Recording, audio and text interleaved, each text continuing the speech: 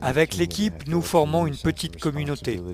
Et je sens que j'ai une grande responsabilité vis-à-vis d'elle. Il y a une centaine de personnes qui travaillent très dur pour créer l'univers de Prison Break. Et puis un jour, le réalisateur crie « Action !» Et là, tous les regards se tournent vers moi. C'est à mon tour alors d'apporter ma contribution et je veux honorer par mon travail le travail de toutes les autres personnes qui font la série. Je ne pourrais pas faire mon travail correctement sans l'aide de toute cette équipe. Et la série, évidemment, ne serait pas un tel succès sans la Prison Break Team.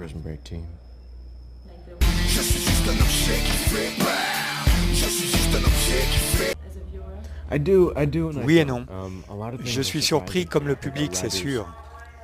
Nos scénaristes sont très intelligents, ils excellent en ce qui concerne les rebondissements inattendus. Dans tous les épisodes, les personnages sont tellement en danger que l'on se demande comment ils vont pouvoir s'en sortir, mais ils y arrivent toujours. Alors en ce sens, je réagis comme un fan de la série. Mais en même temps, je porte un autre regard sur les scénarios parce que j'essaie de prendre de nouvelles informations sur Michael, de les réunir avec celles que je connais déjà. Parfois ça s'assemble parfaitement et parfois cela me déroute. C'est ce qui rend un personnage plus attachant parce que nous avons tous des contradictions. C'est ce qui nous rend humains et fascinants à la fois.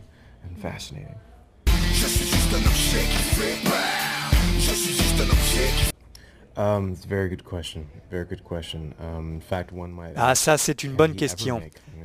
Seulement, je ne sais pas si c'est possible. Il s'agit de deux trahisons vraiment très graves. Michael va passer la deuxième saison à essayer de se racheter, ce qui n'est pas bon pour lui d'un point de vue psychologique. Bien sûr, cela met plus de piment dans la série, et c'est très amusant à jouer, mais cela nous montre un personnage vraiment torturé. Michael est un homme bon, un héros, mais à ce stade, ses mains sont sales. Il a commis de mauvaises actions, même si les raisons étaient justes. La question qui se pose est de savoir quelle est la limite avant qu'un homme bien passe du mauvais côté.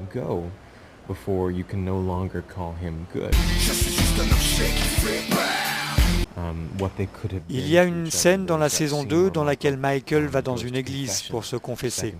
Il y est alors question du pardon, mais je pense que l'une des raisons pour lesquelles il est attiré par la religion, c'est l'idée du père en général. Notre série parle des relations père-fils, de frères, de père et de filles. Le fait que les relations familiales soient si présentes dans l'univers de Prison Break donne sans doute son attrait international à la série. Qui que l'on soit et où que l'on soit, on peut s'identifier à l'un des personnages et cela nous renvoie à notre propre famille.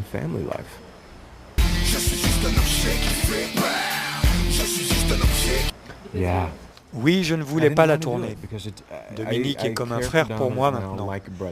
Cela fait 2 ans que nous faisons semblant d'être frères dans la série et j'ai développé beaucoup d'affection pour lui. Je le considère réellement comme mon grand frère. Du coup, ça m'a fait du mal de devoir tourner une scène où Michael et Lincoln s'empoignent.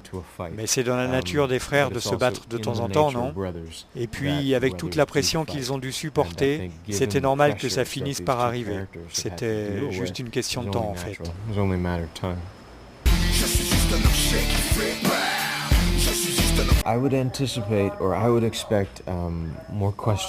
À votre place, je m'attendrais à avoir encore plus de questions que de réponses sur l'univers de Prison Break. Vous découvrirez de nouvelles intrigues.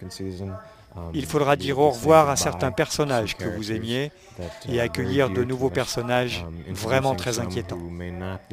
Pour de nombreuses raisons, la saison 2 est encore plus scotchante que la saison 1, ça c'est sûr.